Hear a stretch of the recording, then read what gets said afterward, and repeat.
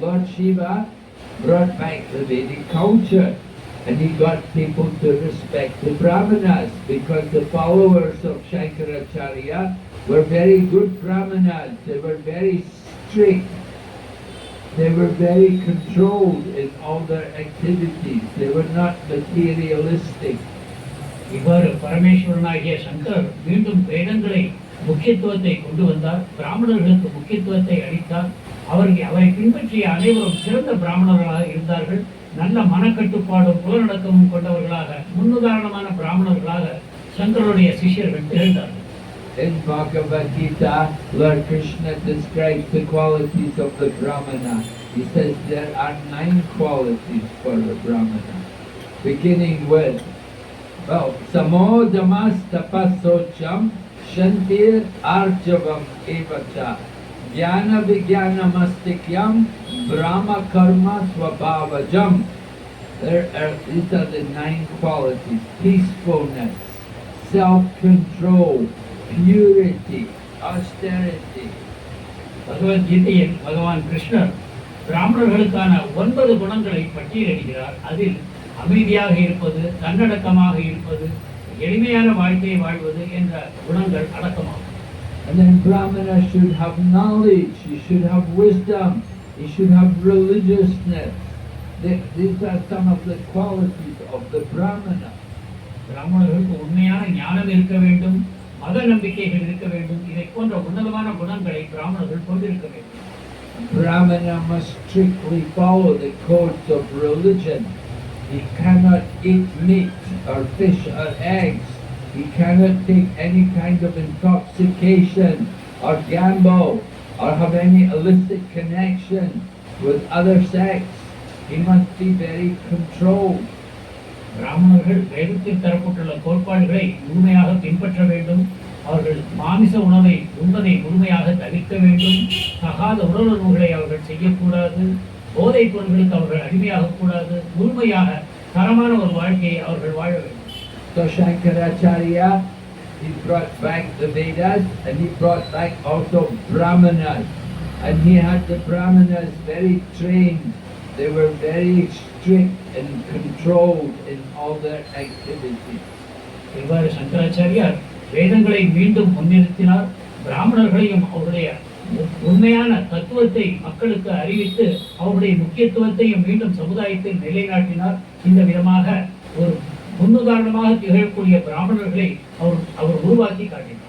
But the Brahmanas were teaching Advaita philosophy.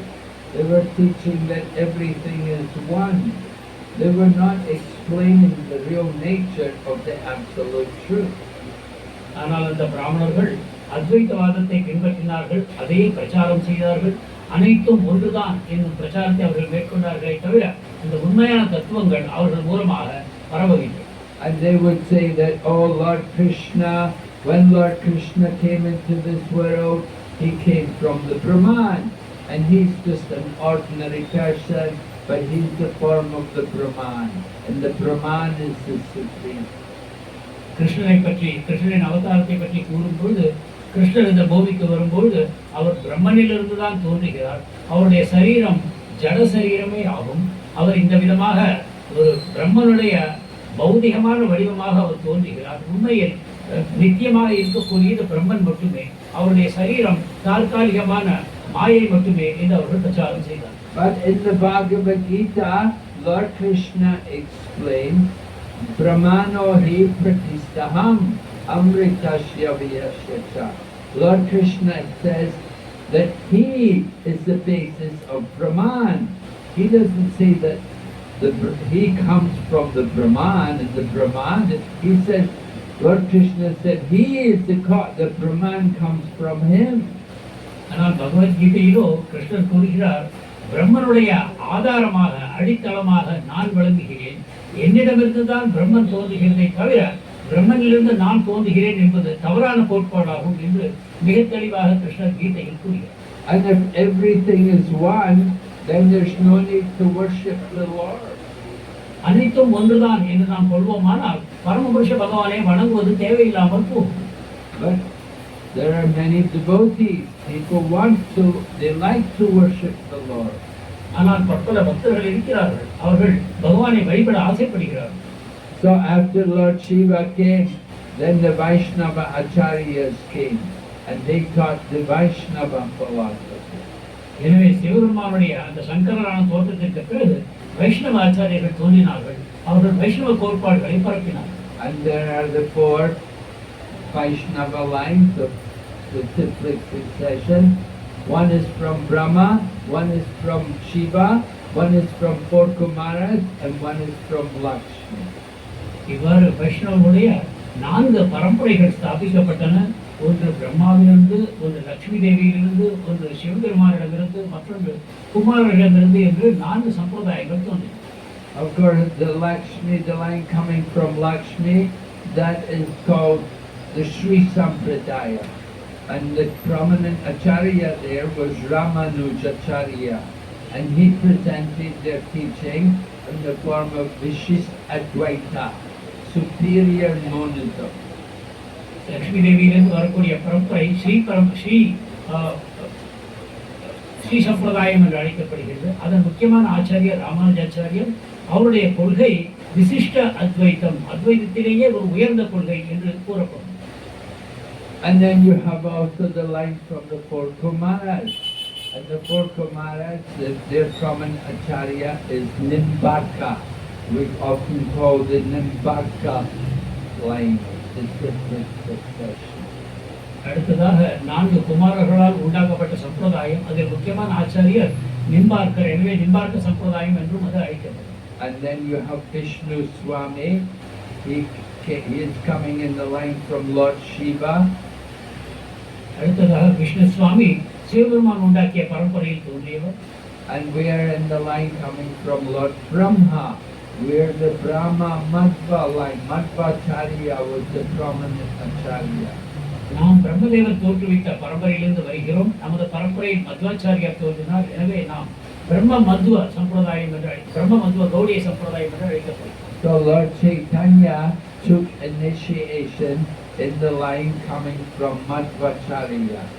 Chaitanya Mahaprabhu மத்வாச்சாரியரால் உண்டாக்கப்பட்ட அந்த பரம்பரையில் தீட்சை பெற்றுக்கொண்டார்.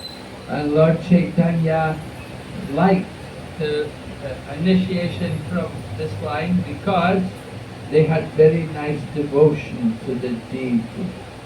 சைத்தன்ய மகாபிரபு இந்த பரம்பரையில் தீட்சை எடுத்துக்கொண்டதன் முக்கியமான நோக்கம், இந்த பரம்பரையில் இருக்கக்கூடிய பக்தர்கள் விக்கிரக ஆராதனையில் மிகவும் ஆர்வம் காட்டினார். Actually, Chaitanya Mahaprabhu took 2 qualities from each of the 4 Vaishnava Sampradaya. Chaitanya Mahaprabhu 4 வைஷ்ணவ சம்பிரதாயங்களிலிருந்தும் 2 முக்கியமான கொள்கைகளை ஏற்றுக்கொண்டார்.